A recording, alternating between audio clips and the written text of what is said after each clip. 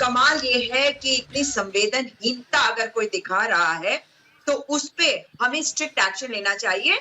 और आपको मैं इस बात के लिए बधाई देती हूँ कि आप इस विषय को सामने लेके आई हैं। छत्तीसगढ़ की सरकार जो कार्य कर रही है, आप जानते हैं कि किस परिस्थिति में हर सरकार कार्य कर रही है। अगर सवाल उठाना है और राजनीति करनी होगी तो मैं ये भी बताऊं आपको कि भारतीय जनता पार्टी के ऑफिस से रेमडेसिविर जो है वो बांटे जा रहे हैं गुजरात में। लेकिन मैं उस पर नहीं जाना चाहती हूँ, जहां पर भी ये गलत हो रहा है वहां पर एक्शन लिया जाना चाहिए, क्योंकि अगर हम सचमुच में राष्ट्रवादी सरकार के तहत इस वक्त रह रहे हैं तो जरूरत है कि हम लोगों की जिंदगी के बारे में सोचें। ये समय राजनीति का नहीं है। आपने इस बात को उजागर किया है। मैं उम्मीद कर रही हूँ कि छत्तीसगढ़ की सरकार तुरंत ही कार्रवाई करते हुए जो गलत कर रहे थे उनके विरुद्ध त्वरित कार्रवाई करके सख्त से सख्त उन्हें सजा देगी।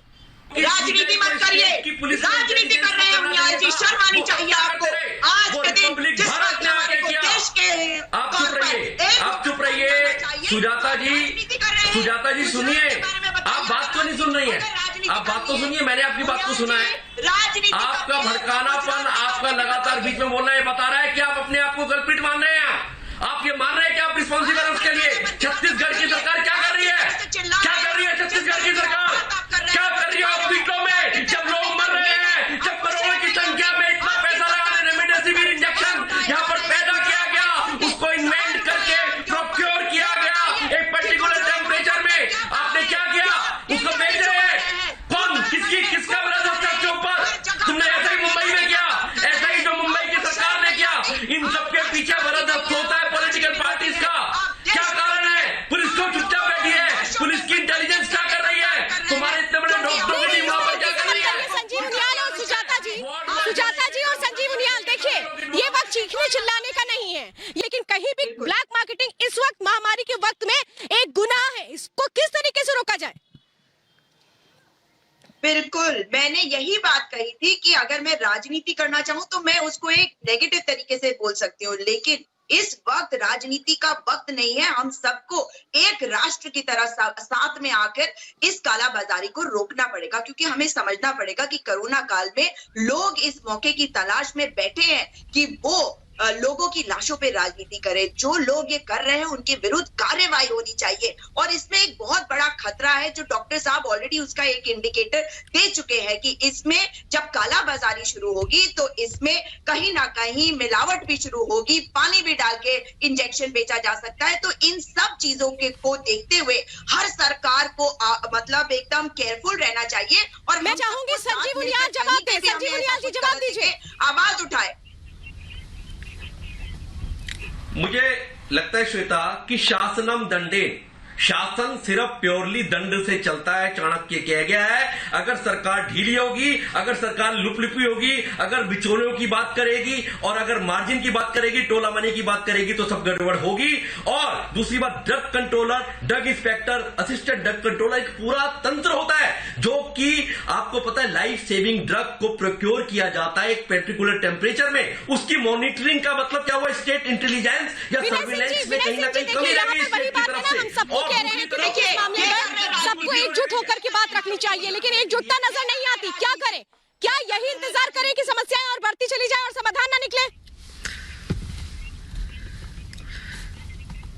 देखिए, ये बात तो सही है कि ऐसे मौके पर राजनीति नहीं करनी चाहिए, लेकिन ये भी बात सही है कि कांग्रेस पार्टी को पीएचडी है घोटालों में कि कौन नए नए तरीके इजाद किए जाए, कहां से पैसा चोरी किया जाए, इसमें कांग्रेस पार्टी की पीएचडी है।